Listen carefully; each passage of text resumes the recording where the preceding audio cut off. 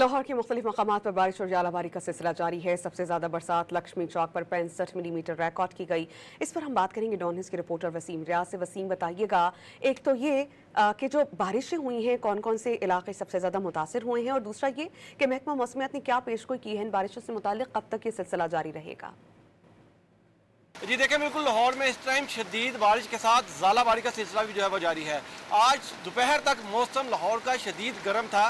किसी के ज़हन गुमान भी नहीं था कि शाम तक अचानक मौसम इस तरह से चेंज हो जाएगा।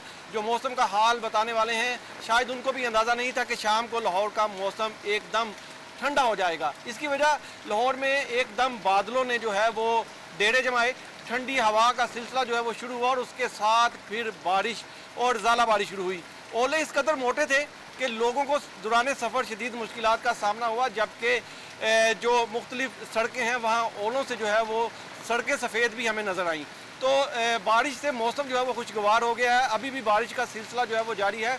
तकरीबन शहर भर में, लाहौर पूरे में इस टाइम बारिश का सिलसिला जो है वो जारी है और मूसलाधार बारिश ये हो रही है। अब जो प्रेडिक्शन की गई है महकमा मौसमियात की तरफ से, उनके मुताबिक कल तक बारिश का ये सिलसिला वक्फे वक्फे से जो है वो जारी रहे।